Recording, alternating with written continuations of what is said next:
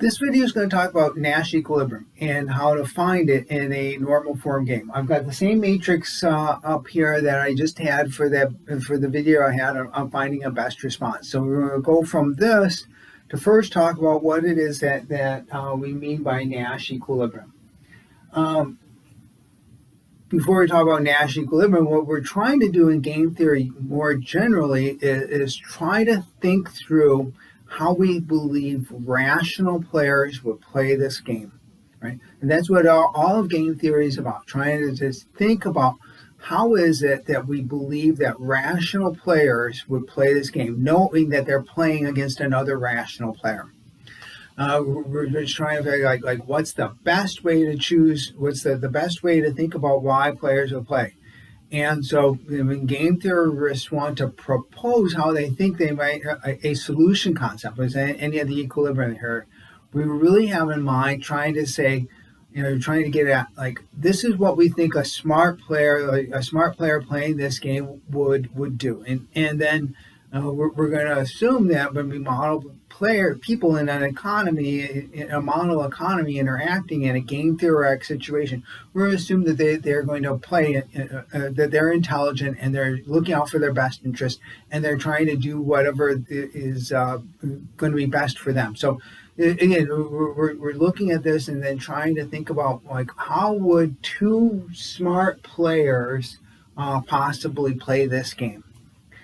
And the idea of Nash equilibrium builds on this idea of best responses. So best responses seem a little, sort of a little bit cheating here, because when we introduce a game in normal form, we're assuming that the players are going to choose their strategies at the same time. So neither player knows what the other player is going to choose. Okay, so they don't know, but they can think about what they can do hypotheticals to try to think through.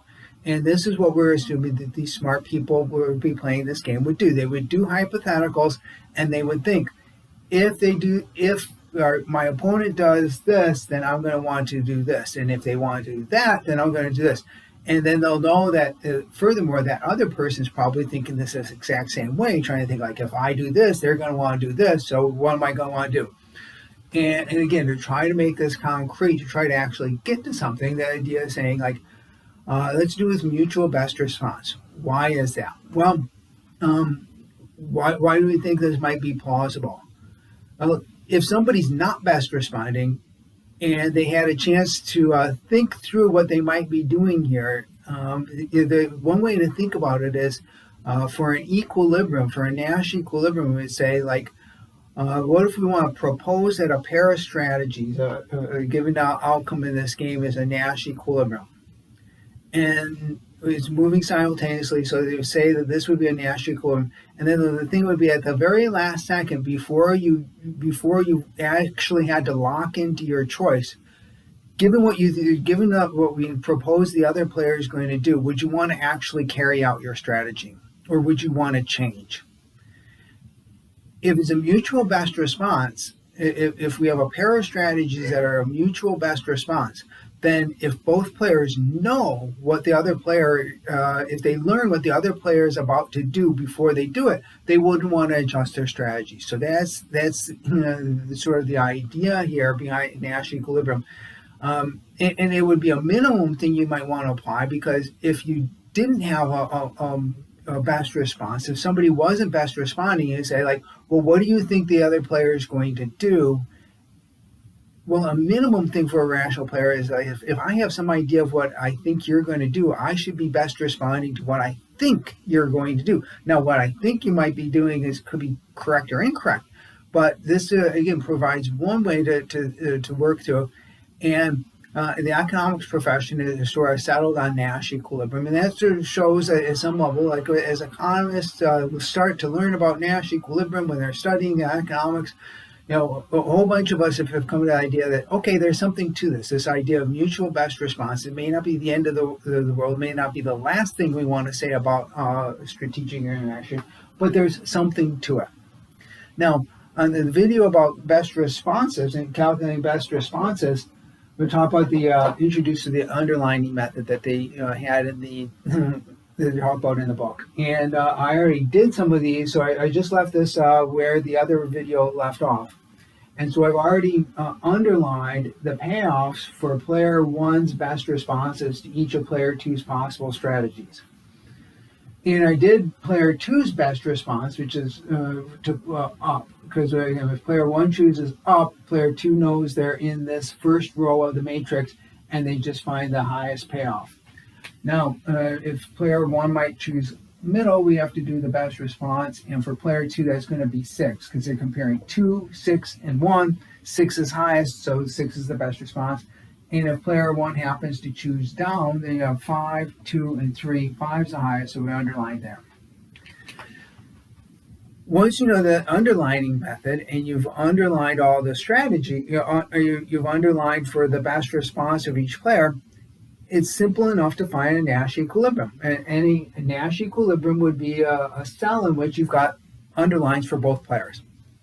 If you've got that, that's a Nash equilibrium. So anytime you have both payoffs underlined, and if you've done the best responses correctly, so try to think through that first and do the underlining.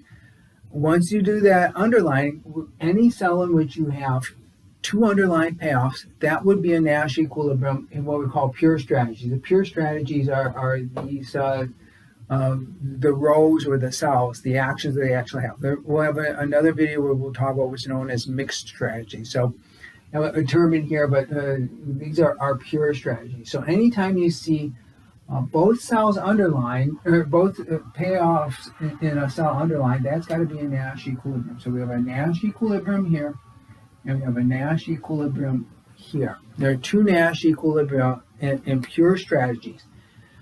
We see from an example there that one thing we can have is we can have multiple equilibria. And from a game theoretic standpoint, this provides some challenge, because if in one sense, game theorists would like to figure out the best way for smart or intelligent players to play a game like this. And here our Nash solution has 2 different, gives us 2 possibilities.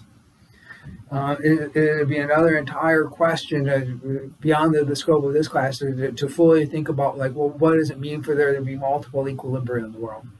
But in this case here, we came up with a case where we have two Nash equilibria. So both of these would be sort of plausible outcomes. So to the extent that we think that this idea of mutual best response makes sense as a way for smart players to be playing the game, there are 2 possible outcomes. One reason we might observe, or one reason we might think that there's multiple equilibria in the world, is that multiple Nash equilibria might help explain to some extent why we see different cultural practices in different countries. So, you think of the example of in the United States, we drive on the right side of the road, and in England they drive on the left side of the road. And that could represent 2 different Nash equilibria out there. If everybody drives on the right side of the road, then you want to drive on the right side of the road too. If everybody's driving on the left side of the road, then drive on the left side of the road. When in England, drive like the English do. And so a world of multiple equilibria might be the kind of a world in which we could see different cultural standards.